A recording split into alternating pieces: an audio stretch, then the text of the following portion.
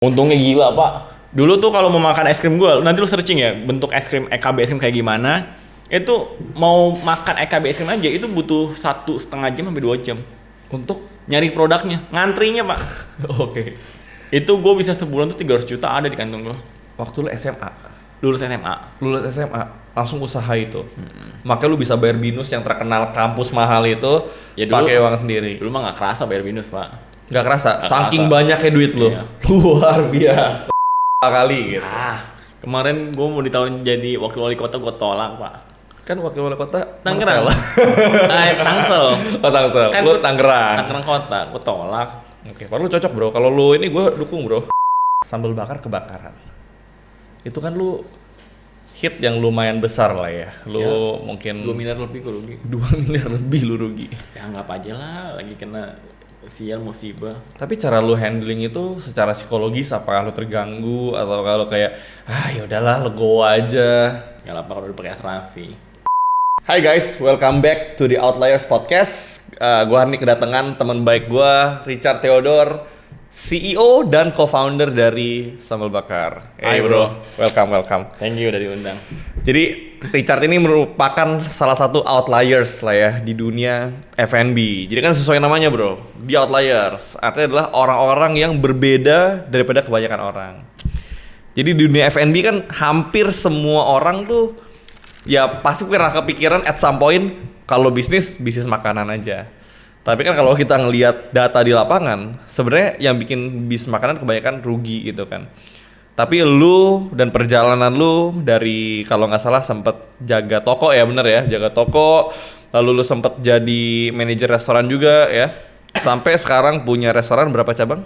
Sekarang yang udah buka ya? Iya. 26. Sampai sekarang punya 26 cabang restoran kurang dari 4 tahun. 2 tahun lah. Dalam 2 tahun dan valuasi ratusan miliar. Luar biasa. So, tanpa lama-lama lagi teman-teman, kita langsung kulik-kulik aja tentang seorang Richard Theodore. Siap bro David. Bro, mungkin orang-orang tahu lu cuma dari social media ya. Lu punya 7,5 juta di TikTok, kalau gua nggak salah. Ya 7,5 juta follower. 7,5 juta followers di TikTok. Lalu 1 juta 300 lah. 1,3. 1,3 di Instagram. Berarti ya di Indonesia banyak orang udah tahu lu, udah kenal lu, udah tahu cerita lu. Dikit lah, nggak baik-baik banget Iya. lah. Kan dari 275 juta. Tapi hari ini gue pengen coba ngulik lebih dalam lagi tentang bukan tentang seorang Richardnya, tapi tentang apa yang ngebikin seorang Richard Theodore bisa jadi seperti sekarang. Dan gimana cara lu dalemin bisnisnya, secara kontennya. Karena gue juga orang teknis, gue bukan teoritis ya, akademisi yang cuma bahas-bahas teori. Di sini kita juga pengen bahas dan gue juga personally pengen nanya ke lu, gimana caranya sih ngebangun bisnis sampai sebesar sekarang? Lalu lu apakah bisnis dan konten itu dua-duanya bisa jalan bareng? Strategi lu seperti apa? Dan gue berharapnya sih, mungkin karena lu udah diundang di banyak podcast, yang kita obrolin di sini tuh belum dibahas Oke, di siap. tempat lain. Jadi gue pengen juga kalau gue kasih lu pertanyaan, lu jawabnya jangan kayak di podcast-podcast lain. Oke? So, Richard Theodore, mungkin teman-teman yang lain tahu kalau lu pernah jadi CEO dari Summer Mini Bar, minuman kesehatan ya di tahun 2020. Lalu setelah itu lu jual perusahaannya, sampai sekarang lu bikin sambal bakar dan seafood bakaran. Seafood bakaran. Tapi boleh ceritain sedikit nggak background lu seperti apa? Apakah cerita masa kecil lu, lalu keluarga lu berasal dari keluarga yang seperti apa? Supaya teman-teman di sini kebayang nih bahwa kalau tadi gue ketemu Andri Hakim kan, teman baik gue juga, Richard juga teman baik gue. Tapi Andri Hakim kan dari keluarga yang privilege, tapi dia bisa memanfaatkan privilege-nya dengan baik. Kalau lu gimana? Sebenarnya gini ya, menurut gue ya, simple sih. Semua orang tuh punya privilege-nya. Oke. Tapi tergantung dari sudut pandangnya ya. Misalkan gini, ada orang privilege-nya kaya. Ya itu privilege-nya dia, karena bapaknya kaya. Oke. Tapi juga ada yang enggak keluarganya kaya tapi privilege-nya bapaknya banyak relasinya gitu. Yeah. Jadi dia buka bisnis banyak yang support atau banyak yang bantu lah.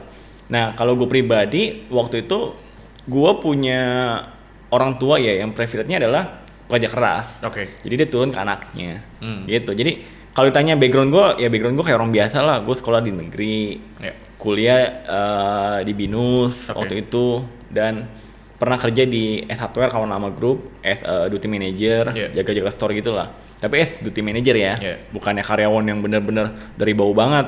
Karena basic gue kan dulu adalah gue kuliah S1. Nah, dan lulus S1. Lulus Pak, lulus. Berarti bokap lu at least bisa membiayai lu untuk... Oh enggak, waktu kuliah gue udah punya usaha Pak. Oke, lu... Jadi gue buka usaha tuh SMA kelas 3, gue lulus, di sekolah gue buka usaha es krim. Gue lanjutin pas gue lulus SMK. Nah dari lulus SMK itu gue buka usaha dulu kafe, 4 outlet Pak, EKB es krim dulu namanya. EKB es krim? EKB. EKB. Es krim kreasi anak bangsa Indonesia. EKB.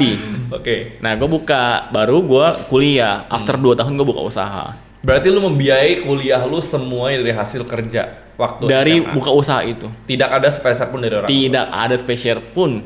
Makanya gue selalu bilang sama nyokap sama bokap gue, ya nggak perlu khawatir kuliah misalnya gue bayar sendiri. Karena lu nggak perlu ngasih uang, lu tinggal ngasih pandangan, lu ngasih advice, lu ngasih blessing, doa dan dukungan, sebagainya. Ya biar gue bisa sustain gitu loh. Makanya pas gue kuliah, gue salah satu masuk paling tua di kelas itu. Lu masuk paling tua? Karena gue masuk 2000 berapa ya Pak? Gue binusian 2019. Jadi artinya gue masuk 2015. Gue baru kuliah 2015 Pak. Kan udah terlambat banget di umur gue sekarang. Berarti waktu itu lu gap year sekitar 3-4 tahun? 3-4 tahun lah.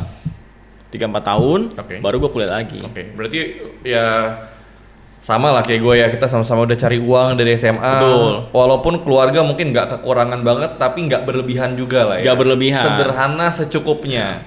Dan yang dipastikan bahwa ya sekarang hidupnya jadi lebih baik dibandingin keluarga gue zaman dulu gitu.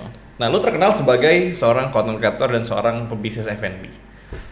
Dari mana sih lu nemuin ide F&B? Ataukah memang dari SMA lu sudah jualan es krim, lalu lu jualan summer minibar? Karena gue kan sekolahnya Tata Boga Pak.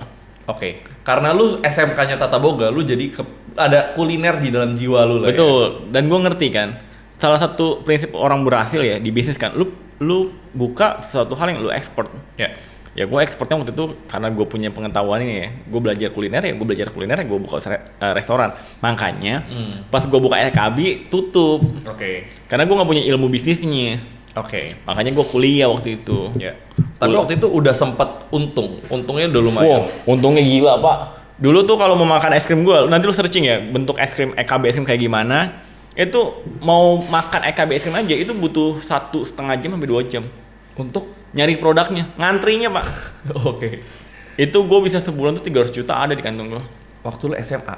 Lulus SMA, langsung usaha itu. Makanya lu bisa bayar binus yang terkenal kampus mahal itu ya pakai uang sendiri. Dulu mah nggak kerasa bayar binus Pak.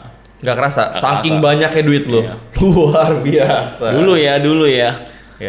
Dulu gue ngambil di pasar lamanya 3 ruko, gue ambil jadi 1. 3 ruko lu jebol jadi 1? Gue jebol jadi 1 buka. Dan tuh orang ngantri? Ngantri sih ngantrinya, tapi at the end tutup. Gara-gara manajemennya berantakan. Tapi dari situ lu belajar banyak. Terus terlalu berani, akhirnya rukonya diambil bank lagi, disita.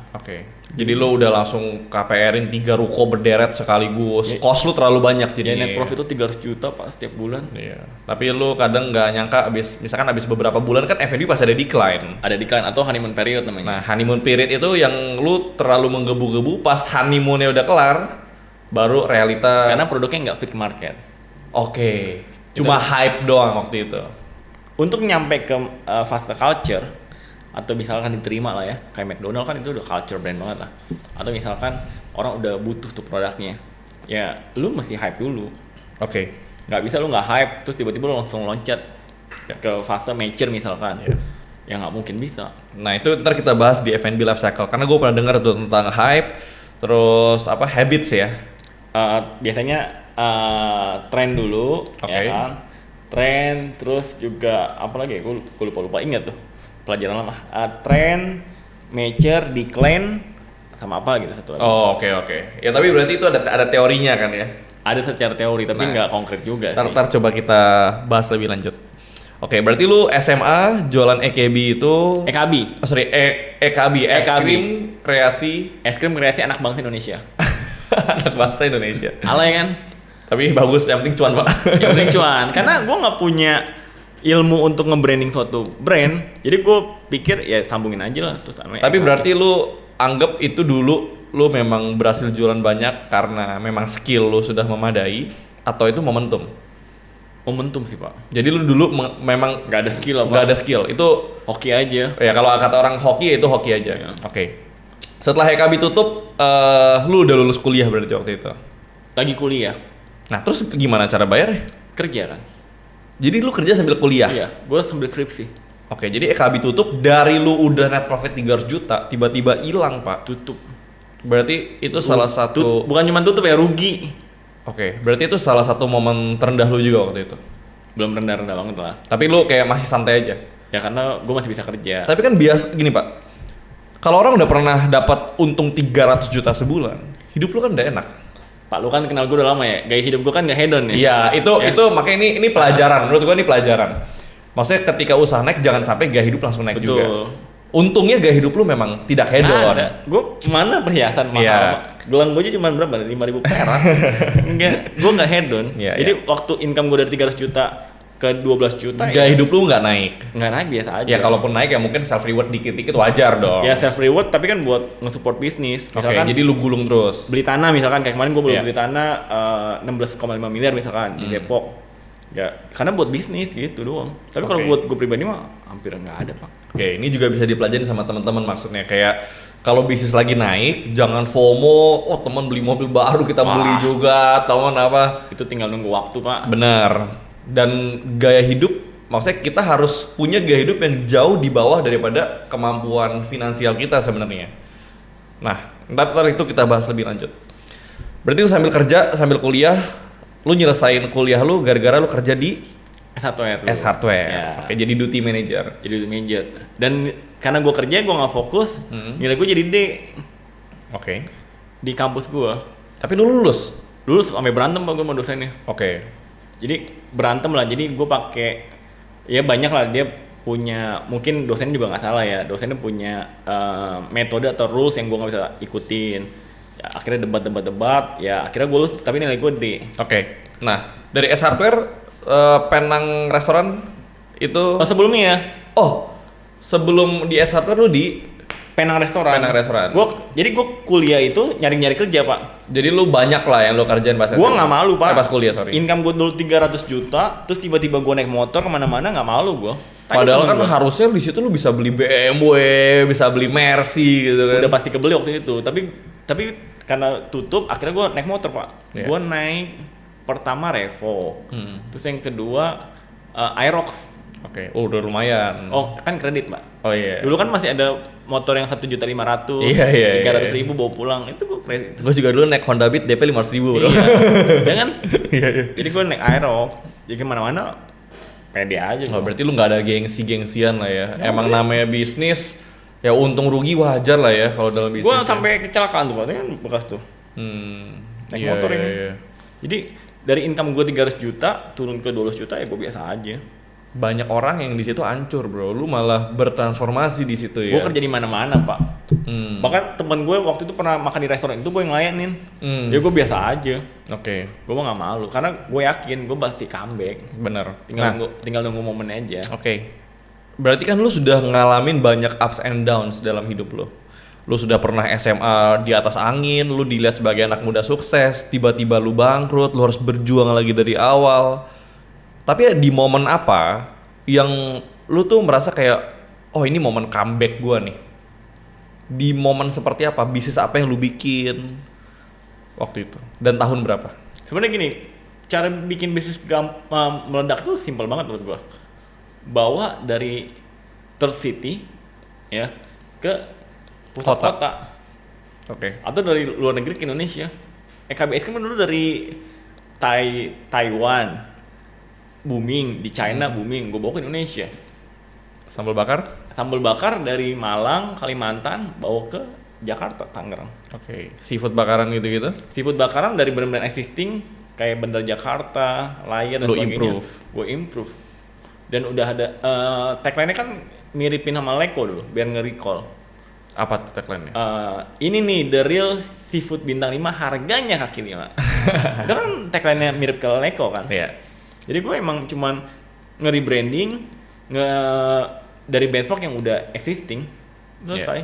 Karena gue yakin masih simple, gue mah amit-amit nih, amit-amit ya kan, karena kan sekarang gue udah punya 1.700 karyawan, kalau gue jatuh bahaya Pak pasti. Betul. Ya. Amit-amit nih, besok deh jatuh, gue yakin gue pasti comeback. Ya, karena lu udah punya skillnya dan lu udah punya experience-nya, itu yang mahal. Gue nggak takut sama sekali, ya karena kan gue juga punya Tuhan, punya orang tua gue, punya temen nih kayak lu ya kan, pasti orang nolongin gue. Benar. Jadi waktu momen itu orang nanya, dari income 300 juta kok tinggal ke 12 juta gimana? Ya, lu kan kenal gue nggak hedon orangnya. Ya gue hari besok nih misalkan naik motor siap gue. Ya.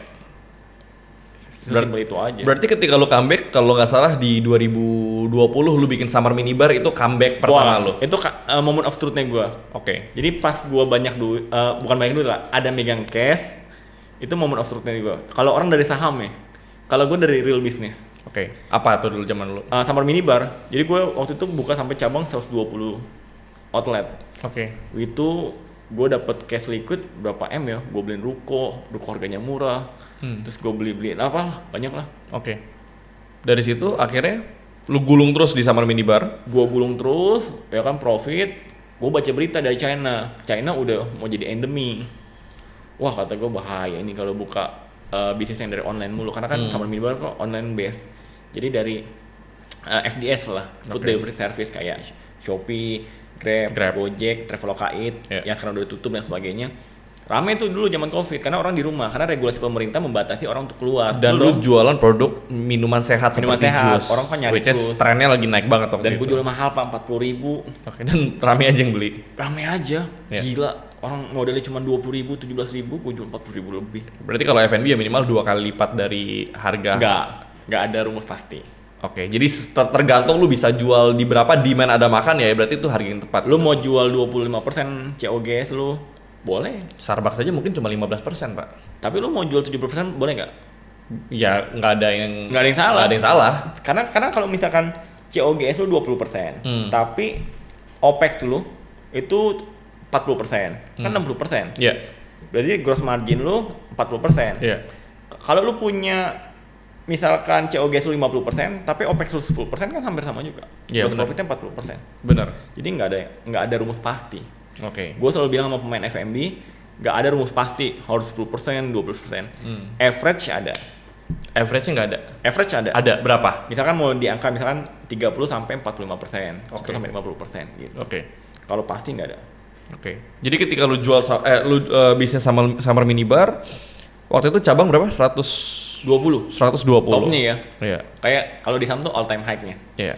120. Tapi ketika suatu bisnis mengalami all time high, di momen apa lu sadar kayak, wah ini bisnis kayaknya udah bakal mulai turun nih? Kelihatan Pak. Karena ada beberapa orang yang menganggap kesuksesan itu sebagai momentum kan. Jadi kadang, gue sukses, gue momentum, daripada berhenti, gue mending ambil cicilan bank lagi, gue ekspansi lagi. Itu gue dulu waktu SMA. Nah, kalau sekarang udah enggak. Akhirnya lu dapat pelajaran dari lu jualan es krim dulu. Iya. Di Summer Minibar lu praktekin waktu itu. Di sambal bakar sih lebih tepatnya. Summer Minibar pas. Karena Summer Minibar gue lepas karena gue udah lihat dari pandemi ke endemi tuh orang pasti nge-switch lagi nih. Kan dulu pas pandemi bisnis yang offline yang sepi kan. Iya. Kafe-kafe pada tutup, restoran pada tutup. Karena orang nggak boleh nongkrong dan nggak boleh keluar kan. Betul. Tapi kalau endemi kebalik nih Pak. Online-nya pasti keteteran. Makanya ya udah let it go, gue lepasin. Karena orang udah males, udah capek di rumah Pak. Dan ada orang mau beli ya udah gue jual. Oke, jadi 2021 gue jual. Lu jual. Dan di momen itu kalau nggak salah lu juga pertama kali bikin konten.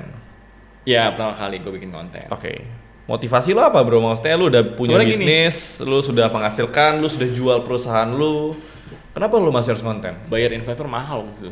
Bayar? Investor mahal. Jadi lu penasaran lah ya? Kayaknya bikin konten tuh nggak sesusah itu lah. Dan gue kan belajar sama Iben kan. Iben kan sohib gue banget lah. Ya, dan partner lu di Sambal Bakar. Partner banget, dan orang berpikir owner Sambal Bakar siapa nih?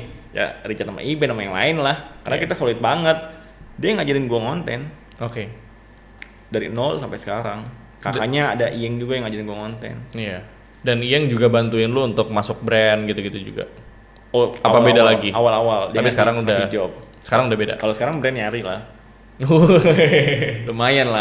Siap. Lumayan. Walaupun gak banyak ya, karena kan gini, gue tuh bukan influencer, gue tuh pengusaha. Jadi ya orang nyari karena pengusaha itu.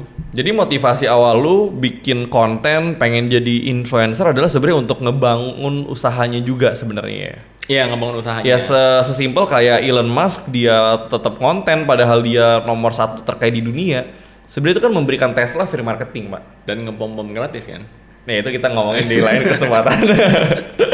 Cuma dia ya dengan lu punya influence, marketing cost lu sebenarnya bisa ditekan dan sebenarnya itu jadi net margin buat perusahaan lu. Dan kan. bargaining power lu, Pak. Kalau lu bisa nge-influence orang, lu punya bini, siapa yang mau ngelawan lu, Pak? Mengelawan lu? Misalnya gini, ada orang mau isengin lu. Oke. Kan jadi, banyak banget, Pak. Jadi sebenarnya punya followers dan jadi influencer pun banyak kelebihan yang nggak bisa dihitung pakai uang juga sebenarnya ya. Banyak lah privilege-nya. Privilege-nya apa aja menurut lu yang sudah lu rasakan? Orang makin lebih tahu dengan cost yang murah. Jadi awareness-nya besar tapi cost-nya murah. Ya. Dan orang lebih respect nggak? Respect jelas, tapi orang punya ekspektasi lebih. Pasti. Jadi kita harus provide itu. Betul. Tapi yang paling terasa adalah jarang orang mau ganggu sih, Pak. Karena jujur ya, gue jujur banget ya. Masih banyak pengusaha atau UMKM ya yang diganggu. Karena dia nggak punya power untuk dia bisa speak up. Ya. Contoh, kita nggak usah kasih contoh deh. Tapi contoh lah, misalkan ada masalah A, B, C, D aja lah. Oke. Misalkan diganggu sama siapa, dia nggak bisa speak up. Oke. Paling normal apa sih bro kasusnya bro kalau diganggu-ganggu gitu UMKM? Supaya teman-teman nonton ini kan nggak semuanya bisnisnya sebesar Richard Theodore gitu kan. Izin usaha di mana gitu misalkan. Usaha. Izinnya bukan cuma ke pemerintah ya, misalkan ke preman, ormas sekitar atau preman sekitar. Atau misalkan siapa gitu. Ya, kalau lo dikenal orang ya gue juga nggak tahu kenapa ya otomatis orang jadi lebih respect lo. Dan yang terpenting adalah kita urus. Bener. Jadi kayak sambal bakar kenapa nggak pernah disegel sampai hari ini? Ya karena kita urus. Ya. Gitu. Rangkul semua jadi teman lah ya. Rangkul, ngobrol. Iya. Karena lebih baik kita keluar duit kecil, kita urus daripada ketika diganggu malah akhirnya keluar duit yang lebih besar gitu kan. Atau keluar uang besar di awal sedikit dibandingin uang kecil keluar terus, Pak. Iya. Itu yang bahaya tuh. Oke. Tapi gue penasaran, bro. Tipping point seorang Richard Theodore yang tadinya lu seorang penjaga, lu seorang manajer di S Hardware, lu seorang penjaga restoran gitu ya, sampai punya perusahaan restoran F&B 26 cabang dengan valuasi ratusan miliar. Apa yang ngebikin lu bisa ada di posisi sekarang gitu? Tipping point lu, realisasi poin lu, kapan lu sadar kayak, oh gue bisa bikin bisnis yang gede nih sekarang? Gue nggak tahu ya, ini agak aneh juga ya.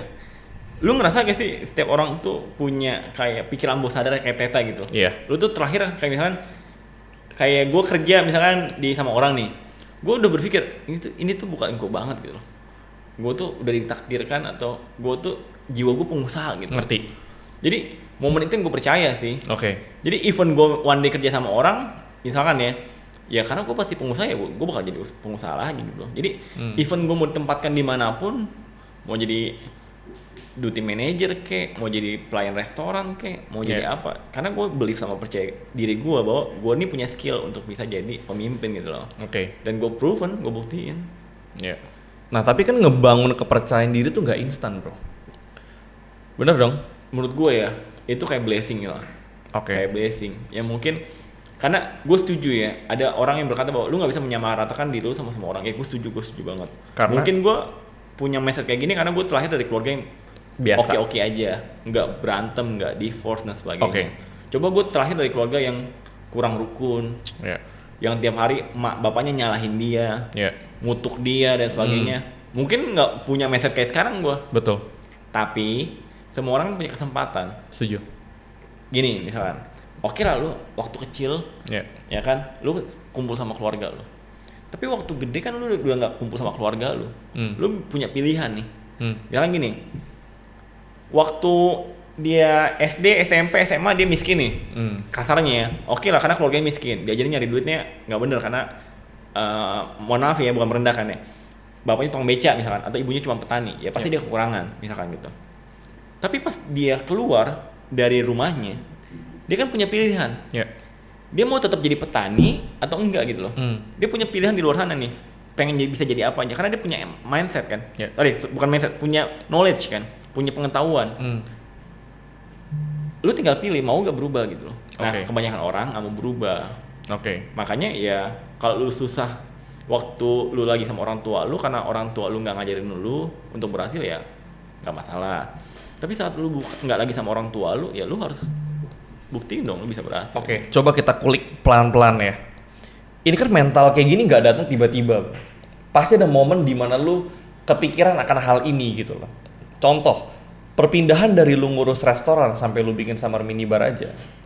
Itu kan mentalnya beda, mungkin tiba-tiba aktivitas lu berubah. Nah di momen itu, apa satu hal yang lu lakuin yang paling ngerubah kondisi di momen itu gitu loh? Kan lu pasti ambil resiko dong. Gue simple ya gini ya. Pertanyaan gini, tahu dari mana mental kita tuh bener apa enggak gitu loh? Misalnya gini, jadi mental kita tuh cemen apa enggak kan kadang-kadang orang nggak sadar kan? Iya. Lu tahu dari mana gitu? Nah. Atau misalnya gini, lu tahu dari mana hidup lu bener apa enggak gitu? Kadang-kadang orang nggak tahu kan? Yeah. Dia ngelakuin aktivitas itu terus menerus, dia pikir itu udah bener. Tapi kadang-kadang orang berpikir bahwa lu harusnya bisa lebih gitu. Sesimpel gini, gue pernah nanya sama orang, dia bilang, Pak Richard, saya mau berubah, saya pengen berhasil dan sebagainya. Oh ya udah. Berarti kamu nggak nyaman dengan diri kamu yang dulu ya, betul dong. Kayak gue misalkan, gue pengen berubah jadi pengusaha, karena gue nggak nyaman kerja sama orang, gue nggak nyaman jadi pegawai kantoran misalkan, atau gue nggak nyaman jadi pelayan restoran misalkan. Makanya gue berubah.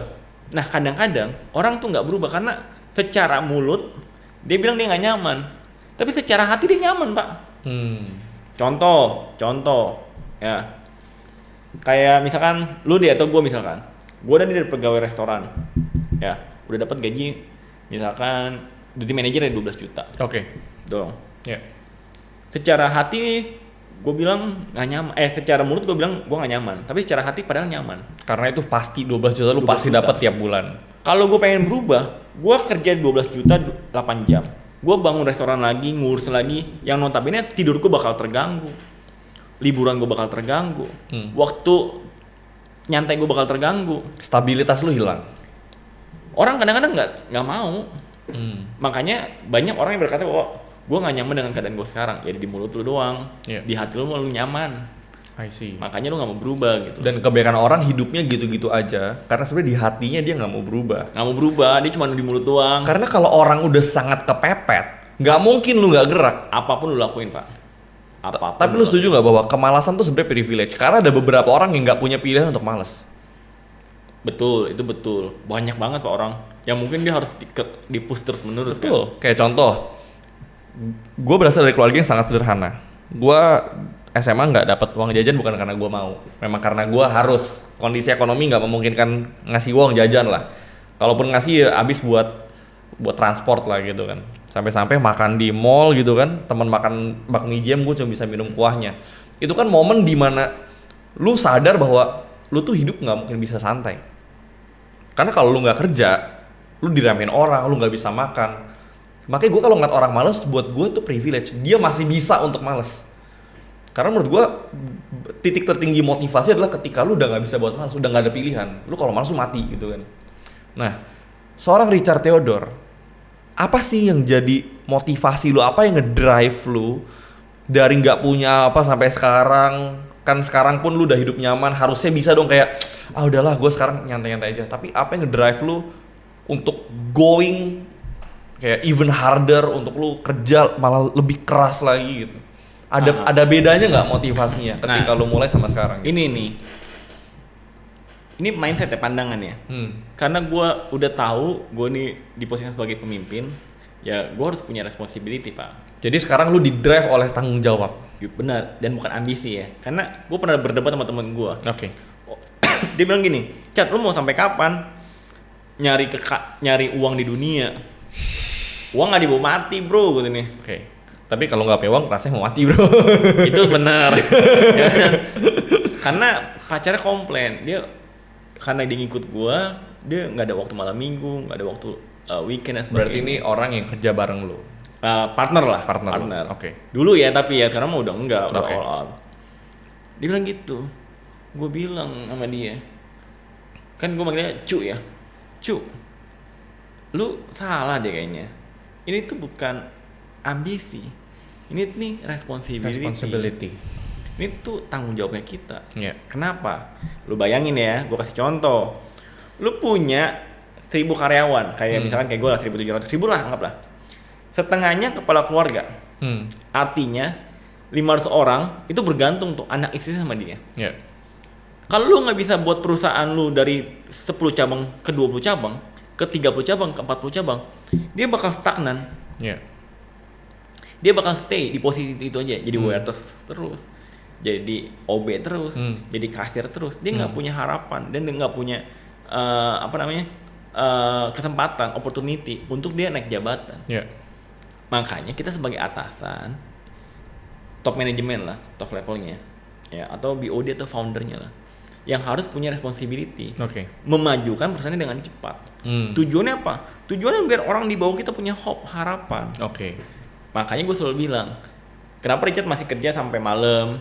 Kenapa Richard masih muter outlet? Kenapa Richard masih punya banyak plan?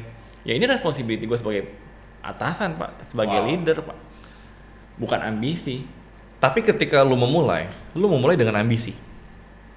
Ya, ambisi pasti orang harus punya. Tekanan lah Pak, banyak lah Pak. Kan banyak, lu dari income 300 juta ke 12 juta Pak. Itu kan tekanannya kenceng Pak. Karena gue pengen ngulik tentang motivasi orang karena apa? Karena menurut gue menarik bro. Motivasi gue pas gue punya 10 juta sama pas gue punya seperti sekarang jauh beda. 100 miliar misalnya nih. Nih anggap aja contoh lah, contoh ya. Doang. Karena kenapa? Ketika kita mulai, kita di-drive oleh rasa takut. Bener dong? Betul. Kita di-drive oleh insecurity. Kita dianggap remeh orang. Kita di-drive oleh ya rasa takut kita nggak bisa memenuhin dan sebagainya. Kita di-drive oleh ya pressure, tekanan hidup gitu kan.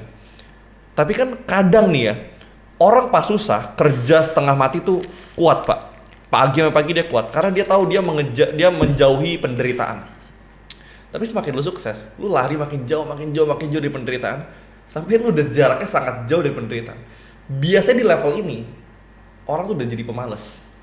Motivasinya hilang, bisnisnya acak-acakan, investasinya mulai ngasal karena dia udah masuk zona nyaman. Nah, ketika lu di awal mulai naik, pertanyaan gue adalah lu pernah nggak ngalamin fase stagnan di mana lu tuh masuk zona nyaman gitu loh? Karena motivasinya berubah nih. Lu kan nggak mungkin tiba-tiba sadar gua punya tanggung jawab gitu. Gue pernah ketemu momen itu Pak. Simple Pak. Ketemu sama karyawan aja, ngobrol, liatin outlet lu. Lu ngalamin itu ketika sambal bakar? Enggak di sambal bakar, di sambal minibar. Sambal minibar. Waktu outlet tuh udah 100-an. 120 udah nyantai banget tuh. Jadi gue mengakalinya dengan gue remember why we started. Misalkan kenapa gue memulai sesuatu gitu, ya gue ketemu dengan reasonnya. Misalkan reason gue karyawan gue nih, ya gue ketemu karyawan gue, ajak ngobrol, gimana kerja sambal bakar, enak Pak, tapi belum ada posisi nih Pak untuk naik jabatan misalkan gitu. Dia nyindir gitu atau bukan atau curhat lah, bukan nyindir lah ya. Berarti harus lebih cepet lagi nih. Gitu. Kalau gitu, gue juga maksudnya kita kenalan dan temenan udah lumayan lama. Kita udah ngobrol banyak juga. Dan yang lu lakuin kan banyak ya, lu udah seafood bakar, sambal bakar. Dan yang menarik adalah rumah makan gratis. Ini kan sering di-highlight orang juga ya. Lu spend sebulan untuk rumah makan gratis, beramal berapa? Banyak sebulan? 200 jutaan lah ya. 200 jutaan untuk 500 orang setiap harinya. 40 per hari. Dan lu selalu ngomong bahwa rumah makan gratis gua bukan hanya untuk orang susah tapi untuk semua kalangan. Semua kalangan. Jadi nggak cuma orang miskin ya atau orang susah ya. Siapa mau makan. Tapi apa yang lu percayai Pak dari rumah makan gratis? Apakah lu memang hanya ingin berbagi ataukah kan kata orang nih ya, Richard ada maksud terselubung mau jadi apa kali gitu. Kemarin gua mau ditawarin jadi wakil wali kota, gua tolak Pak. Kan wakil wali kota Tangerang. Tangsel. Tangsel. Kan lu Tangerang. Tangerang kota, gua tolak. Padahal lu cocok bro. Kalau lu ini gua dukung bro. Influencer Tangerang pasti dukung gua. Tapi gua bilang bukan jiwa gua dan bukan purpose gue untuk jadi wali kota untuk bikin rumah makan gratis. Jadi itu memang hanya medium lu untuk berbagi. Gue bilang itu bukannya berbagi ya, gue cuma pengen ngelakuin aja, udah selesai. Masalah nominal orang bilang gede ya 200 juta, ya tergantung sudut pandang ya. Karena berkat yang lu dapat pun sebenarnya lebih gede lagi, makin lu bisa berbagi segitu ya, gitu kan. Doa dari orang-orang, nyokap gue dan sebagainya, dia lebih percaya sama gue. Nyokap gue nih, bokap gue kalau ketemu orang lebih seneng. Wih, anaknya punya rumah makan gratis ya, dibandingin, wih anaknya punya sambal bakar ya. Jauh pak. Benar. Tapi ditanya harapan ada nggak? Ya harapannya cuma satu. Doain supaya semua usaha gue makin maju, supaya semua orang yang kerja di gue bisa punya kehidupan jadi jauh lebih baik. Udah selesai itu doang.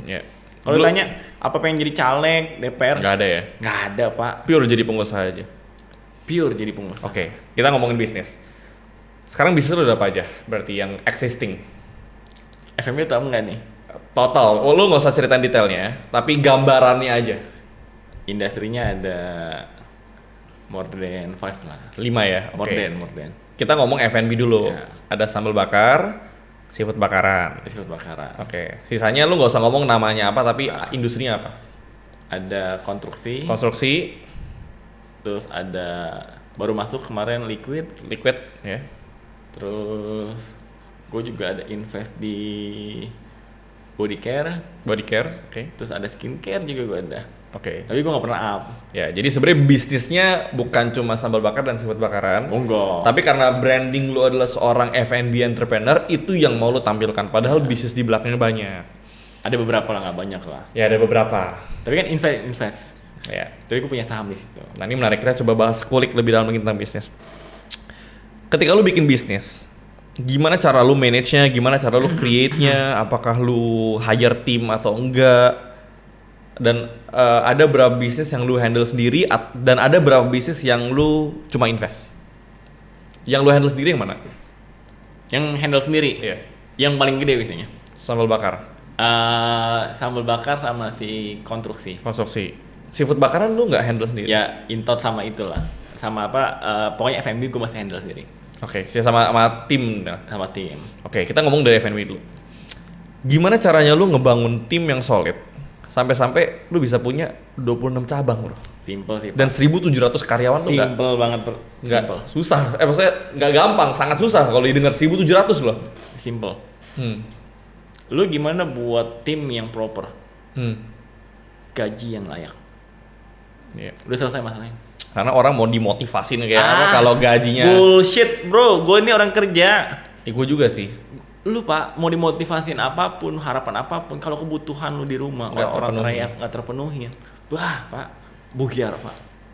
Gaji dulu yang layak, baru lu bisa nuntut apa ada semuanya. Lu kalau gini, kalau kebutuhan lu udah terpenuhin, lu masih nggak all out, itu problem. Ya. Kurang ajar namanya. Ya lu cari orang yang gajinya layak juga, yang bisa gantiin dia, udah selesai. Oke. Jadi jangan ngomong masalah motivasi, mimpi dan sebagainya. Kalau gajinya aja nggak terpenuhi, maksudnya kebutuhan hidupnya aja nggak terpenuhi. Oke. Tapi gaji yang layak ini kan sebenarnya subjektif, bro. Makanya cari orang sesuai posisinya. Oke. Jadi misalnya gini, ya lu jangan hire David Noah dengan gaji 50 juta. Menurut lu pasti nggak kebutuhan terpenuhin. Oke. Tapi hire orang yang kebutuhan terpenuhin dengan 50 juta, udah selesai. Paham. Jadi gue selalu ngelakuin itu doang. Oke. Dan lu ngembangin perusahaan sampai 1.700 karyawan. Cara lu nilai orang gimana, bro? Gue nggak pernah nilai orang, pak. Gue tuh cuman interview top manajemen doang. Oke, nah maksudnya gimana cara lu ngebentuk top management ya? Apa yang lu lihat dari mereka? Pak, sumpah, gue tuh nggak pernah ngeliat backgroundnya dia. Background cuman sedikit lah. Gue ngobrol nyambung gak nih? Terus dia punya isi kepalanya bagus.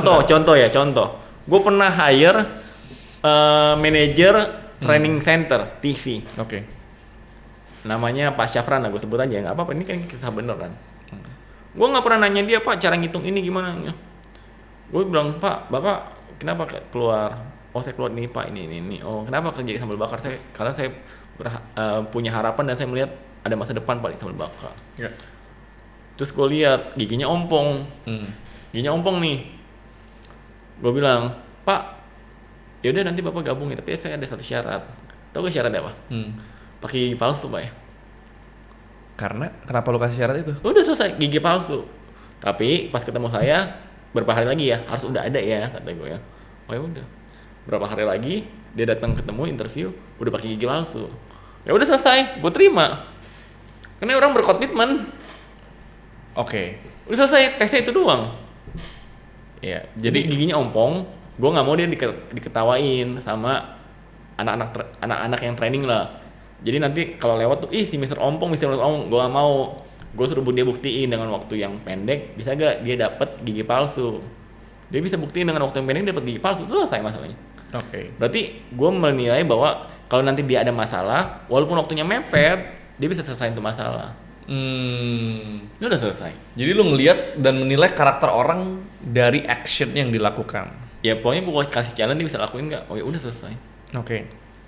Gitu. Ada juga yang gue challenge kemarin GM, ya kan? Dia datang, gue nggak tes itu, gue bilang Pak datang ke sambal bakar, coba Bapak tes nanti interview, datang. Pas datang dia belum, Pak saya belum sempet Pak. Oh ya udah. Oke. Berarti lu tapi ngembangin sebuah bisnis. Ini gue ambil contoh sambal bakar. Dari cabang 1 sampai 26 dalam 2 tahun. Berarti itu kan setiap cabang rame makanya buka terus. Apa sih bro yang ngebedain bro? Paling jual sambal bakar kan bukan cuma lu. Banyak yang jual sambal bakar. McDonald, KFC lebih gila lagi Pak, cuma jual fried chicken. Iya sih. Ya, global brand. Iya, maksud gua adalah bagaimana misalkan seorang UMKM pengen buka bisnis F&B yang lu jual kan sebenarnya komoditas bro. McD jual komoditas, burger, ayam goreng semua bisa bikin, sambal bakar juga gua telepon emak gua bikin juga bisa. Tapi belum tuh bisa sesukses lu gitu. Apa yang membedakan bro? Nah, produknya fit ke market, udah selesai. Nah, produk fit ke market. Semua orang yang jualan makanan sambal bakar pun bisa fit to market karena itu kan soul food kan. Tapi apa? Bukan ya kita nggak bisa ngomong rahasianya juga mungkin ya. Tapi enggak apa-apa, gue bongkar aja. Ya, Oke. Produknya fit ke market. Produk tuh kan include price-nya. Oke. Price-nya sesuai. Produknya daily konsumsi. Yeah. Tempatnya, ambience-nya oke. Jadi bisnis juga udah fit ke market. Jadi karena semuanya udah fit ke market, udah jadi kebutuhan. Bukan sebagai hype-hypean doang. Dan repeat ordernya tinggi. Konversi rate-nya orang hampir nggak balik ke sambal bakar. Oke. Kenapa? Karena harganya murah Pak. Pak, lu makan di sambal bakar nih, dibandingin sama pecel lele, harganya bersama. Yeah. Paling beda 1.500. Ya dengan ambience, dengan ambience dilayanin, dengan service yang lebih oke. Kebersihan juga. Ya orang kan pasti ini dong. Tapi gue nggak ngebilang pecel lele kotor ya. Gue juga nggak bilang pecel lele kotor. Tapi kan secara general di pinggir jalan kan lewat. Restoran tuh better dibandingin makanan kaki lima gitu. Iya. Gitu. Ini kita bukan mendiskreditkan penjual pecel lele. Enggak. Gue tuh kemarin aja baru makan pecel lele Pak. Iya sama, gue juga hampir tiap minggu makan Pak. Karena apa yang menurut gue? Ya karena sambal bakar juga lahir benchmarknya adalah warung-warung pecel lele juga. Betul. Tapi kita modifikasi. Tempatnya lebih nyaman, lebih bagus. Jadi saat orang bayar 1.500 lebih mahal sampai 1.000 perak, orang merasa bahwa, wih, worth it ya, murah banget, gitu. Kayak kenal tuh murah banget. Ya teman kita juga lah. Tapi kalau kita ngomongin tentang sambal bakar, ya 2 tahun 26 cabang. Kalau gue tanya, 3 hal yang paling mempengaruhi kesuksesan dan secepat ini perkembangannya. 3 hal. Apa? Pertama, SDM. Oke. Human resources. Ya. Cara lu nge-build team dari top management sampai paling bawah service. Itu nomor 1. Paling nomor 1. Jadi ketika lu bisa taking care karyawan lu pun bisa taking care klien dan customer dengan baik. Oke. Yang kedua? Kedua, capital. Oke. Karena nggak mungkin dong karyawan lu banyak tapi capital lu nggak ada. Yeah. Betul dong. Yeah. Yang ketiga adalah roadmap lu jelas. Oke. Jadi roadmap ini sebagai panduan lah. Oke. Menarik. Ini menarik nih, roadmap panduan. Roadmap yang jelas tuh seperti apa Pak? Ini bagus nih pertanyaan. Roadmapnya seperti apa? Yang bisa menggambarkan secara detail, ya, nggak cuman tujuannya doang. Ya gini, visi lu pengen jadi nomor 1 di Indonesia. Oke. Visi lu ya. Lu harus bisa menggambarkan di misi lu. Ya kan? Lu mau ke Bali nih, oke ke Bali. Tapi ke Bali naik apa? Naik pesawatnya apa? Citylink jam berapa? Jam 2 take off-nya boardingnya jam berapa? Nyampainya di bandara di Bali di mananya? Sebelum ke bandara naik apa? Nah, duit buat beli tiket dari mana? itu harus dirinciin. Iya. Kadang-kadang roadmapnya nggak jelas. Orang pengen nyentuh 10 miliar pertama. roadmap-nya nggak jelas. Orang suruh nyari aja 10 miliar. Itu kayak lu main panah, lu nggak akan bisa kenain target yang lu nggak bisa lihat. Betul. Jadi lu memang harus ngebikin roadmap se-clear mungkin. Sampai-sampai sebenarnya targetnya lu udah tahu lu bakal hit itu. Cuma masalah waktu aja gitu kan. Nah, gue punya satu prinsip juga. Apa? Kalau di agama gue Kristen ya. Nah, gue juga Kristen, Pak. Oh iya ya, sama ya kita. Agama kita ya berarti. Agama kita. Kan Tuhan selalu bilang, apa yang nggak bisa engkau bayangkan, rasakan, pikirkan, itu yang aku sediakan. Oh, dan itu prinsip beriman, bro. Prinsip beriman. Iya. Itu kan Tuhan ngomong tuh. Sekarang gue ngomong nih, Tuhan, ini aku bisa bayangkan, pikirkan dan rasakan. Masa engkau nggak sediakan? Bener nggak? Bener. Hebat ya mental lu ya. Betul dong. Betul. Gue udah bisa membayangkan secara detail. Betul, iya. Gue udah bisa pikirkan dan Iya. gue udah bisa rasakan. Iya. Masa Tuhan gak sediakan? Bener juga ya. Iya. Yang katanya nggak berusaha aja disediakan, masa yang kita yang berusaha nggak disediakan? Pokoknya itu udah pasti. Makanya Iya, lu iya, harus iya. bisa menggambarkan secara detail Oke. SDM, capital, roadmap. roadmapnya. Roadmap ini kan tergabung dari bagaimana cara lu membentuk culture, bagaimana cara lu structuring capital, ya tiap buka toko investor berapa sama bakar berapa. Kalau gua seorang investor, teman-teman seorang investor, misalkan gue punya uang nganggur yang cukup lah gitu, gue pengen buka sambal bakar juga, bisa nggak dan caranya gimana? Gak bisa lah, susah. Nggak bisa. Susah. Jadi lu nggak ada. Gue lebih nyaman sekarang aja udah pakai private investment, orang-orang investor yang gue kenal.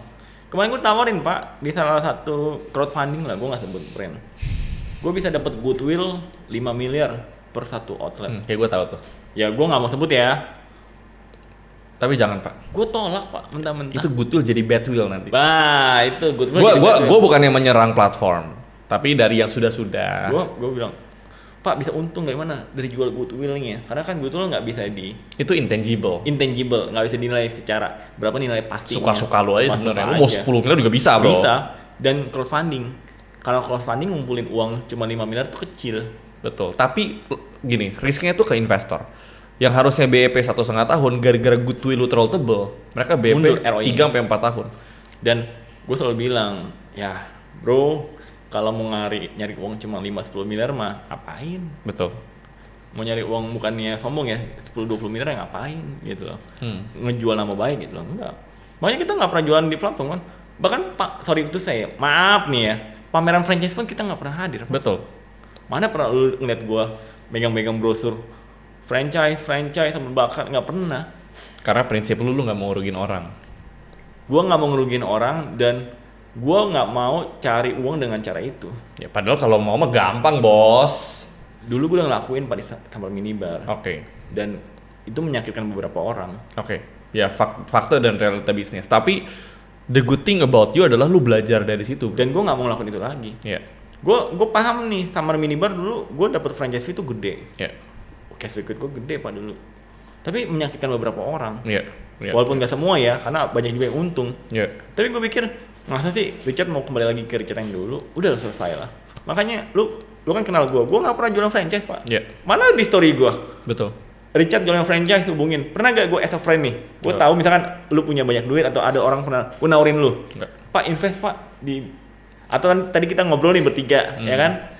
Pernah nggak dia cerita di invest 10 miliar misalkan, pernah nggak bro invest di perusahaan gue aja? Nggak pernah, gue nggak pernah, karena ya temenan Yeah. invest logikanya gini Pak, kalau perusahaan lu bagus lu nggak mungkin ngejar orang untuk lu invest di perusahaan. Harus orang yang ngejar lu. Orang ke perusahaan lu kalau perusahaan lu bagus.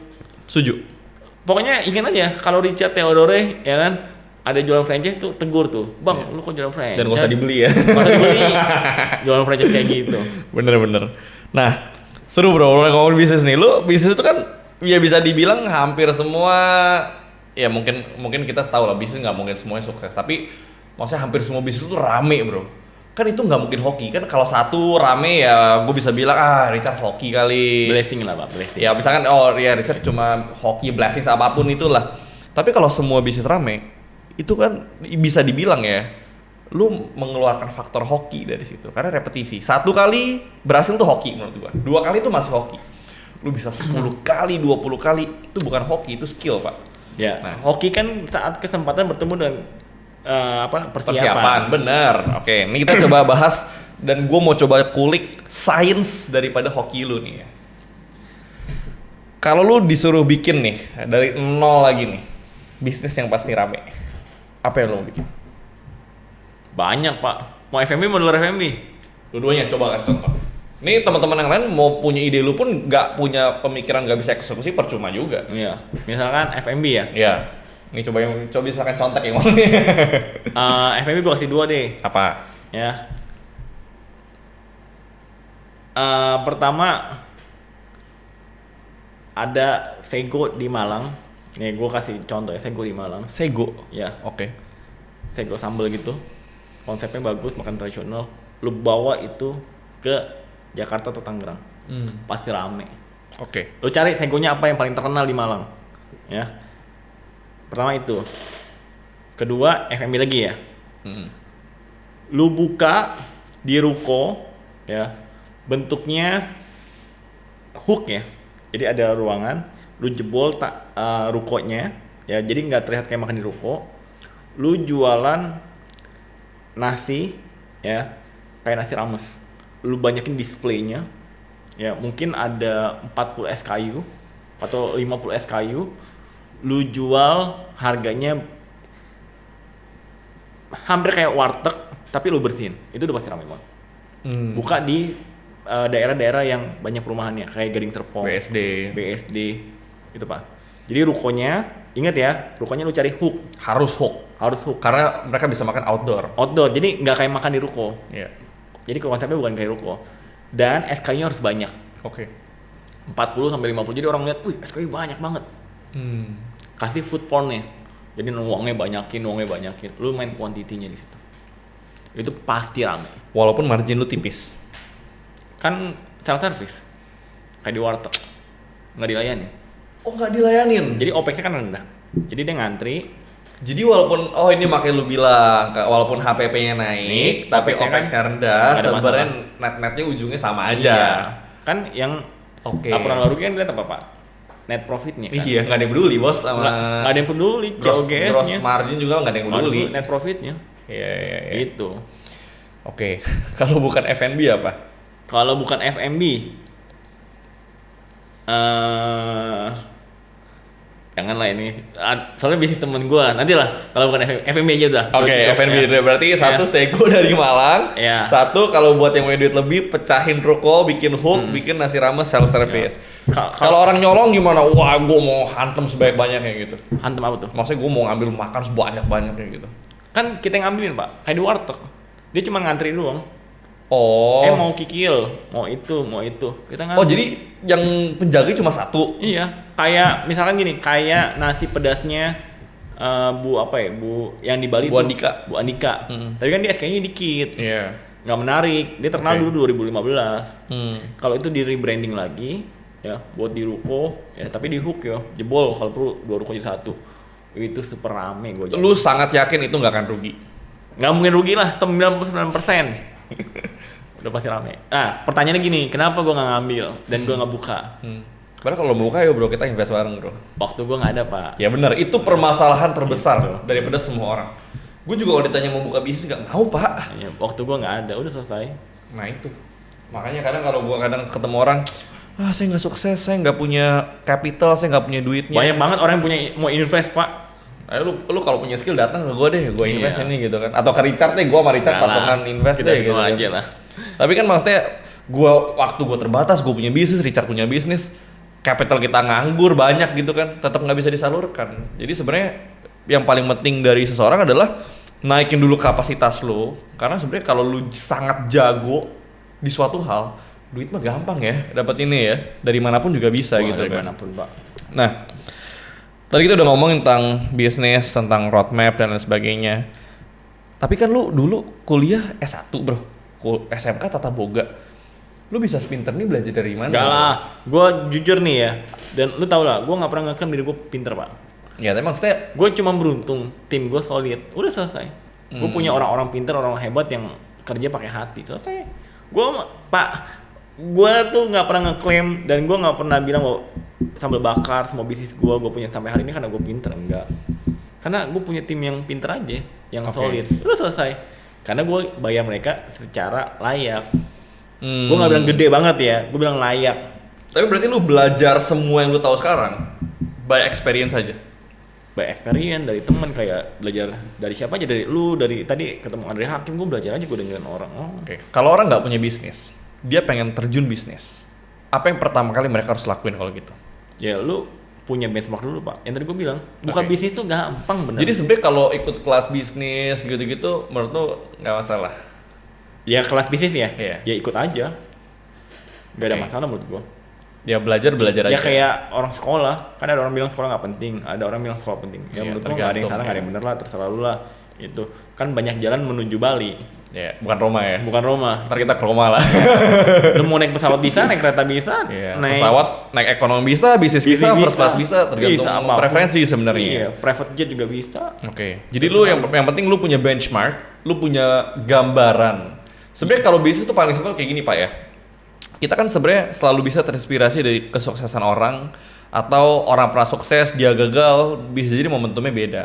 Contoh, Mark Zuckerberg pendiri Facebook, dia tuh dulu pertama kali belajar kan juga dari social media yang lama kayak Friendster, MySpace kayak gitu kan. Sebenarnya model social media udah bener, tapi momentumnya belum ada gitu kan. Waktunya belum tepat aja. Padahal kadang itu udah bagus, produk bagus, tim oke, tapi kadang momentumnya memang nggak tepat. Tapi apakah menurut lu momentum itu sebenarnya bisa diciptakan? Nah, atau memang ada beberapa momen yang sekali lewat lu nggak bisa ulang lagi gitu loh. Nah menurut gue pribadi ya, karena momennya kita kadang bukan kita nggak tahu ya, kita nggak tahu pasti kapan. Ya kita harus coba terus di situ. Jadi yang penting berusaha aja. Menurut gue coba terus aja. Gue tahu nih benchmarknya bagus, bisnisnya bagus. Tapi wah ini momen yang tepat. Ya tapi prinsipnya gini pak, lebih baik lu mencoba lu punya 2 output, berhasil atau gagal, daripada lu nggak nyoba lu cuma punya satu. Punya 1 output, gagal. Udah selesai kan? Ya, kalau gue suka ngomong gini, kalau lu berusaha, lu mencoba, lu antara dapat uang atau dapat pelajaran, ujungnya lu menang. Tapi kalau lu nggak nyoba, lu cuma dapat kegagalan, lu nggak dapat apa-apa. Nggak dapat apa-apa, doing nothing. Iya. Karena di proses kehidupan kita pun, gue pernah rugi miliaran, lu pun mungkin pernah rugi miliaran. Tapi lu nggak akan bisa mencapai level yang lebih tinggi kalau lu nggak pernah rugi segitu sebenarnya kan? Oh jelas dong pak. Jadi sebenarnya kalau ditanya apa dan dari mana pelajaran terbesar, lu setuju nggak kalau sebenarnya pelajaran terbesar tuh datang dari momen-momen kegagalan sebenarnya? Dan gue berpikir gagal itu ya walaupun udah basi ya. Biasa. Ya, gagal itu ya ibaratnya cuman batu kecil menuju kesuksesan lu doang sih. Iya. Kayak gue misalkan gue gagal 1 ya udahlah let it go. Iya. Ya tapi jangan sampai gagal terus ya.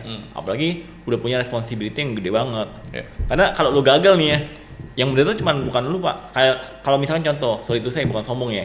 Kalau gue gagal nih atau gue jatuh, yang menderita kan bukan gue doang pak. Banyak ratusan orang, ribuan orang yang bergantung hidupnya sama gue, ya ikutan jatuh. Oke. Tapi gue penasaran sih, lu udah gak sih satu sosok yang lu look up to, dan maksudnya lu jadiin dia sebagai seorang panutan? Dan kalau ada misalkan, atau nggak harus dari sosok ini, ada nggak best advice yang lu pernah dapat dari seseorang yang lu nggak pernah lupa dan lu hidupin itu sampai sekarang? Itu doang pak yang tadi gue bilang tuh, itu dari bokap gue tuh. Ya kalau kita nyoba kita selalu ada 2 option. Oh jadi yang lu look up juga bokap lu? Ya bokap gue kan kerja keras orangnya. Ada lagi nggak selain keluarga? Sebenarnya gini pak, kalau gue dapet output tuh banyak banget. Gue kadang-kadang tuh hari ini bisa dapat output dari siapa, besok bisa dapat output dari siapa dan sebagainya. Oke. Jadi kayak nggak usah jauh-jauh lah. Kemarin temen gue ngomong, ngingetin gue lagi, reminder lagi, Chan, semakin banyak informasi yang lo dapat itu bukan semakin bagus, itu semakin buruk. Makin buruk. Information oh iya overload bener juga ya, bener ya kata gue. Sesimpel itu temen gue cuman ngomong doang. Tapi apakah temen gue lebih berhasil daripada gue? Enggak juga. Yeah. Dia kerja sama gue kok misalkan gitu. Jadi intinya ya sebenarnya lu bisa belajar dari siapapun. Wah siapa aja pak. Yang terpenting adalah jangan arogan, jangan sombong. Karena orang merasa tuh baru punya duit 20 miliar, 50 miliar, sombong. Udah ngerasa orang paling kaya pak. Udah rendahin orang lain. Padahal uang 50 miliar beli tanah di Serpong juga belum tentu dapet. Bener. Tanah kafling ya. Betul. Belum tentu dapet uang 50 miliar. Orang merasa bahwa 50 miliar udah financial freedom. Ya mungkin untuk sebagian orang udah. Ya. Tapi kalau di level yang lebih tinggi 50 miliar nggak ada apa-apanya. Nggak ada apa-apanya. Tanah kafling di Serpong aja nggak dapet 50 miliar. Betul. Nggak dapet.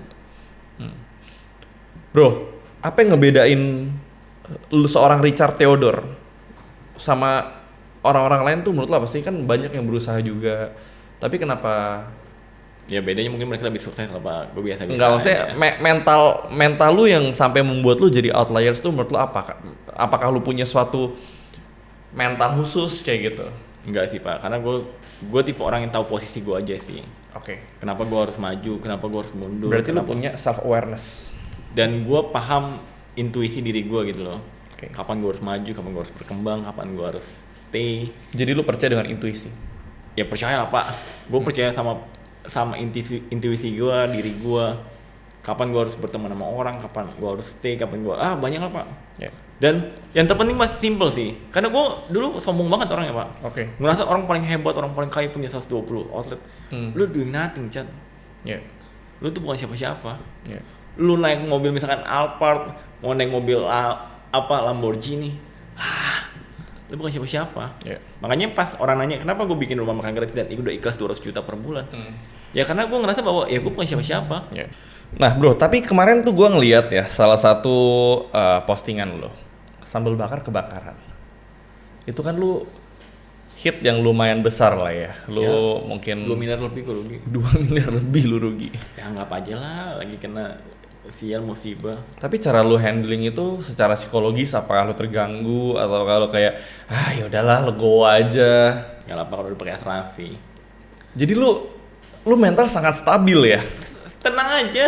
Apa yang bikin lu merasa terpressure? Pernah nggak ada momen lu merasa terpressure, lu nggak bisa tidur, lu kayak lu nggak enak hati, atau lu tiap hari mood lu bagus aja gitu?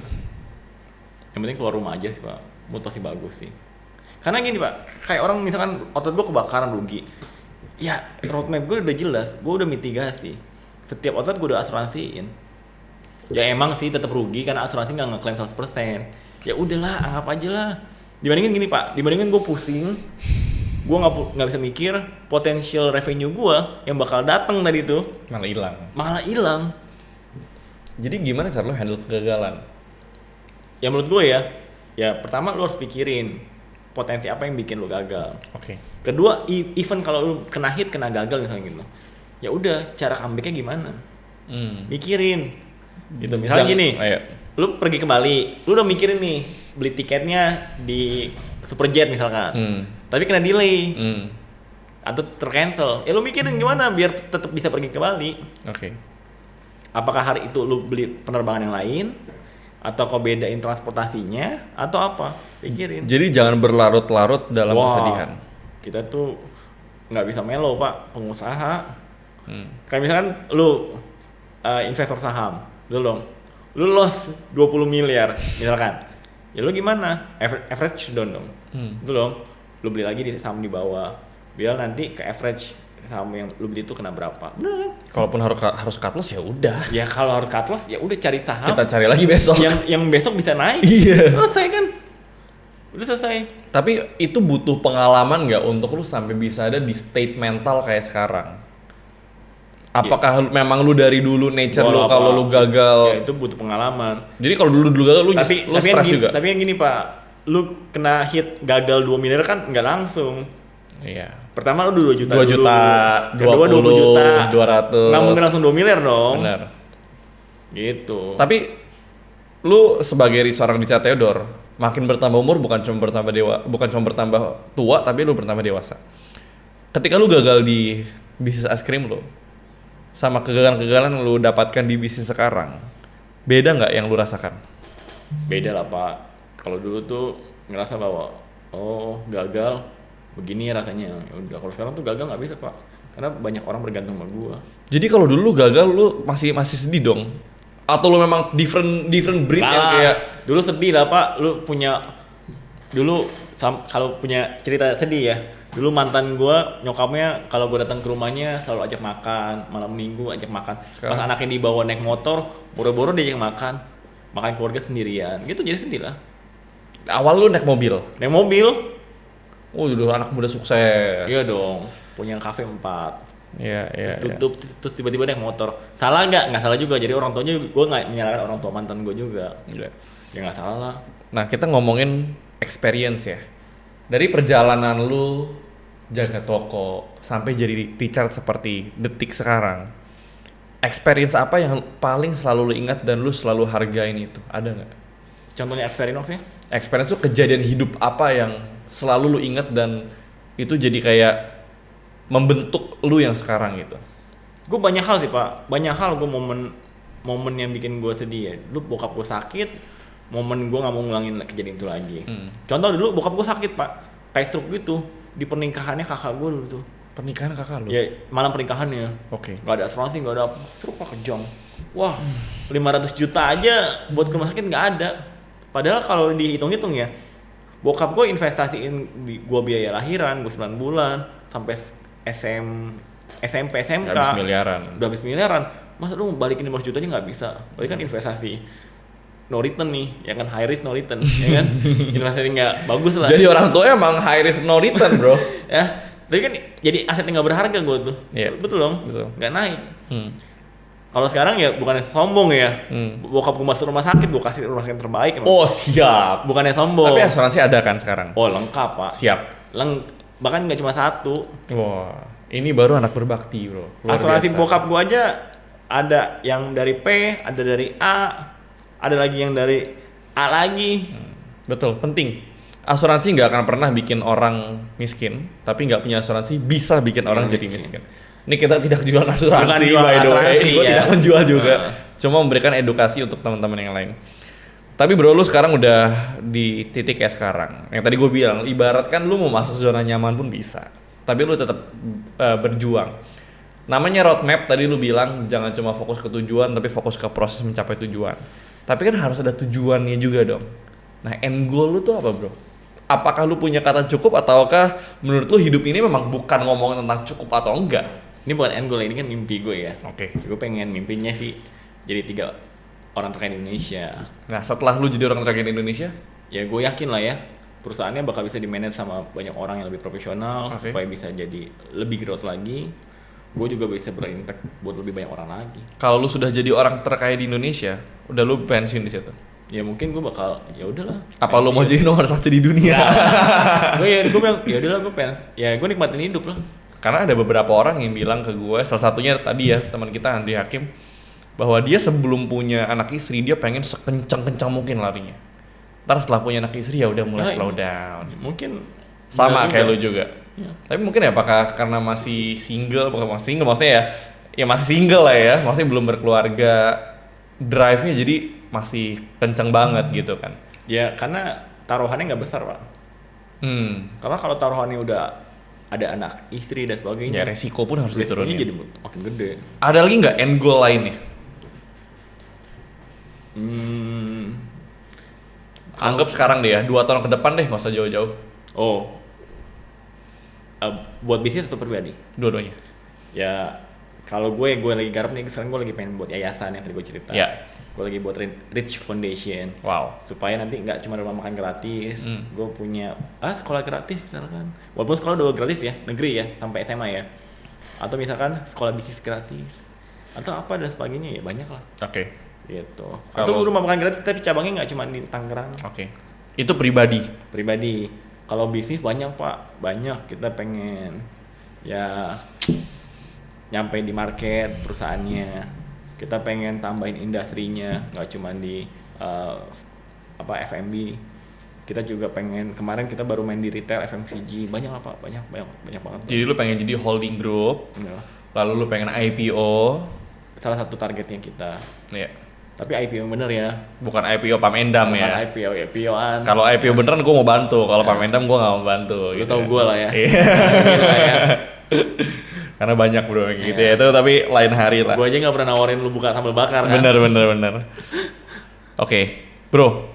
Untuk teman-teman sini semua yang nonton, mungkin mereka sudah pernah atau belum pernah atau sudah pernah tapi rugi bisnis F&B. Ada nggak advice yang mau lu kasih ke mereka ketika mereka pengen start sebuah bisnis atau khususnya bisnis F&B? Dan ketika lu bikin sebuah business plan, cara lu handling dan lu make sure itu nggak akan rugi itu gimana bro? Nggak ada yang pasti pak bahwa itu nggak mungkin rugi. Oke. Tapi kan kemungkinan rugi lu sangat kecil pak. Ya. Berarti lu sudah punya cara dong untuk memitigasi rugi, walaupun nggak pasti. Tapi kan mungkin winning rate lu dari 20 cabang mungkin 2 cabang doang, 90% pak. Jadi gini, kalau bisnis lu gagal dan gak gagal itu tergantung Sama. kenapa gagalnya. Itu yang harus lu evaluasi. Kadang-kadang orang nggak improve pak. Dia gagal satu karena misalnya apa tempatnya jelek. Dia buat tempat dua jelek lagi. Nggak belajar dari pengalamannya. Atau misalkan dia makanan rasanya terlalu niche. Iya. Tapi yang kedua niche lagi. Iya. Harganya juga bisa jadi dia terlalu idealis, pengennya niche. Atau makanannya nggak dari konsumsi. Banyak hal pak. Iya. Jadi lu mesti cek kenapa lu gagal. Oke. Kalau gagalnya karena si A ya lu perbaiki si A. Nah kalau first timer gimana? Nikmatin dulu aja prosesnya. Jadi gagal itu sebenarnya Udah adalah nikmatin aja. Masa first timer langsung mau jadi orang terkaya kan? Atau misalkan mau langsung kaya raya? Bisa nggak bisa aja. Tapi kecil pak kemungkinannya. Jadi kalau first timer ya kemungkinan besar lo akan rugi.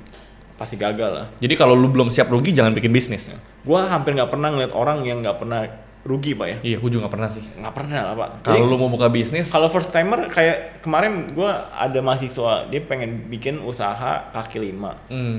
Dia nanya, Ko Richard gimana caranya? Dia manggil gua Ko kan. Ko Richard gimana caranya? Udah nikmatin aja dulu prosesnya. Jangan terlalu overthinking. iya gak usah nanya gimana cara biar Iya. gagal. Gue udah gagal banyak, lu gagal di sana gitu kan. Nikmatin dulu aja, nikmatin prosesnya. Iya. Jangan terlalu overthinking. Jadi nanti malah nggak running, malah nggak jalan. Bukannya jadi entrepreneur, jadinya wantepreneur. Dia pengen doang, tapi nggak jadi-jadi. Karena sebenarnya definisi terbaik entrepreneur tuh ibaratkan lu didorong nih dari pinggir tebing. Pas lu terjun ke bawah, lu harus bikin pesawat lu sendiri bro gitu. Atau kan. kayak body jumping. Lu takut terjun, dorongin aja. Bener. Atau lu bisa naik sendiri atau lu tarinya lepas. Satu, kan biasa 1, 2, 3 dorong. Ini jangan 1, 2 dorong aja langsung. Jadi udah jangan terlalu overthinking. Lakuin aja dulu. Kadang-kadang orang overthinking malah Gak nggak jalan-jalan. Jadi rugi, gagal tuh sebenarnya hal yang biasa. Bersyukur pak, karena ruginya masih kecil. Ini yang gua tunggu-tunggu, bener. Kalau misalkan lu buka usaha kaki 5 juta ruginya. Ya udahlah. Pak, nangis uang 5 juta waktu zaman kuliah sama uang 50 miliar pas nanti buka usaha, lebih sedih yang 50 miliar pak pas nanti usaha. Jadi sebenarnya ketika level kita naik bukan berarti kerugian dan kegagalan hilang, justru level kerugian dan hilangnya lebih besar. Lebih besar. Jadi kalau dibilang asik ya lihat dia cuma rugi 50 juta padahal duitnya 50 miliar. Bapakmu bilang ini. Ya yang 50 miliar ruginya 5 miliar bos. Ya lu rugi 500 juta, ya rugi lu 50 juta. Dan apa namanya? Perlu dicek juga bahwa kayak misalkan tadi income misalkan gua 300 juta ke 12 juta. Ya kalau sekarang kan pasti lebih gede lagi gitu loh. Pasti lebih menderita gitu. Ya karena gua udah di posisi itu ya udahlah di tahap oh ya udah pernah merasakan. Jadi oke lah, bersyukur aja lah. Apalagi anak muda jangan terlalu terpaku dengan level kalian sekarang. Dimanapun level kalian, percayalah kalian tuh masih miskin banget. Dan percayalah, lu tuh bukan siapa-siapa. Bener, bukan maksudnya kadang tuh anak ya gue termasuk gue ya beberapa tahun yang lalu kayak lu dulu buka apa namanya es krim NKB es krim. NKB es krim. Gue juga dari dulu gue udah dari 19 tahun gue udah bikin bisnis, gue udah invest, berasa di atas angin bro. Tapi semakin kita dewasa kan kita makin ketemu orang yang jual lebih gila jadi menghambelkan kita gitu. Kadang-kadang gue mau upload story pencapaian aja beli sesuatu, kadang-kadang gue malu ya. Iya. Kadang-kadang gue malu. Gue berpikir 2 kali, alay gak nih? Iya bener. Gue juga dulu beli Mercy seneng banget bro. Sekarang gue udah beli mobil mahal aja nggak pernah gue post gitu kan. Iya, jadi makin tua makin apa ya? Tapi ya pembelajaran. Kalau kita dulu nggak ngupload kan juga nggak tahu. Kita pernah melewati masa itu, makanya kita bisa ngomong. Jadi gue berpikir bahwa yang penting lu jangan arogan, jangan sombong, jangan ngerasa bahwa lu tuh paling hebat lah dan lu nggak terima advice siapapun. Oh, itu tinggal nunggu waktu sih. Nah tadi kan advice untuk teman-teman yang mau mulai bisnis, lu kan masih 20-an. Kalau advice untuk anak-anak umur 20-an yang baru mau berbisnis, apa? Sebenarnya gini, nggak cuma berbisnis ya. Misalkan lu mau kerja profesional sebagainya, lu harus coba hal baru menurut gua. Oke. Contoh misalkan, sorry itu saya ya, lu ojek nih, lu biasa ngojek setahun 2 tahun, ya lu ngojek sambil ngonten. I see. Biar lu dapat endorse, biar lu dikenal. Siapa tahu dari dapat endorse lu dapat penghasilan lebih. Bener. Lu bisa buka usaha atau lu bisa buat brand. Atau hari ini lu jual angkringan. Ya lu jual angkringan sambil ngonten. Atau gini, lu misalkan jual angkringan, ya lu buka angkringan, buka cabang lagi. Biar kenapa outputnya berbeda. I see. Jangan ngelakuin hal yang sama terus menerus. It's really problem buat lo. Karena umur 20-an sebenarnya jatah gagal masih banyak. Lu harus punya experience yang sebanyak mungkin juga sebenarnya. Dan bettingnya Pak, taruhannya nggak terlalu besar. Iya. Lu kalau gagal, kayak gue misal income 300 juta, ke 12 juta misalkan, masih beruntung tuh 12 juta ya. Kalau gue udah punya anak, istri, wah, nangis bombay gue. Iya. Jadi to sums up, sebenarnya umur 20-an masa lu bisa bereksperimen sebanyak mungkin, ambil resiko sebesar mungkin. Lu kejedot pun paling benjolnya benjol kecil, jalan lagi. Ya, mental jangan cengeng. Ya, dan jangan arogan. Stay humble, belajar dari siapapun, dan jangan merasa hebat ya. Lu sosokan gitu kan, orang-orang yang mungkin jauh di atas lu anggap seluruh harta lu tuh income seharinya mereka gitu loh. Jadi selalu ingat aja di atas langit selalu ada langit yang lebih tinggi. Gue kadang-kadang kemarin beli tanah 2.200 meter aja, gue pikir wah ini kalau dibandingin sama temen gue nih paling income-nya 2 hari nih. Jadi ya udahlah.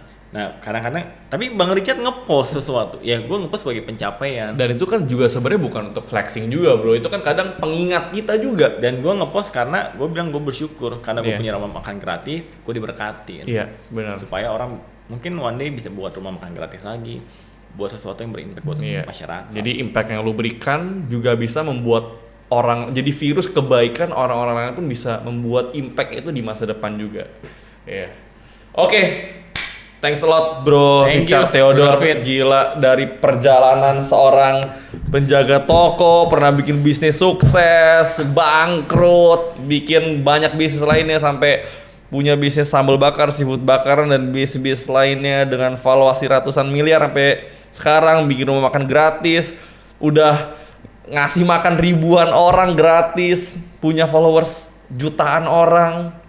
Dan yang terpenting yang kita pelajarin adalah lu tuh orangnya baik bro, lu orang baik, lu humble, lu nggak sombong, lu jadi teman juga teman baik, lu selalu mau bantu orang. Itu yang gua appreciate banget dari lu. Sama lah, lu juga sama lah semua orang lah, karena semua orang dasarnya ya itu orang baik lah. Tapi kadang-kadang ya situasi yang bikin dia berubah sih. Makanya gua selalu bilang sama semua orang jangan arogan lah. Jadi semoga teman-teman hari ini bisa belajar banyak dari obrolan kita, dan sampai ketemu di episode di Outliers berikutnya, ngobrol lagi bareng orang-orang hebat yang lain. Bye-bye. I'll see you in the next episode. Bye.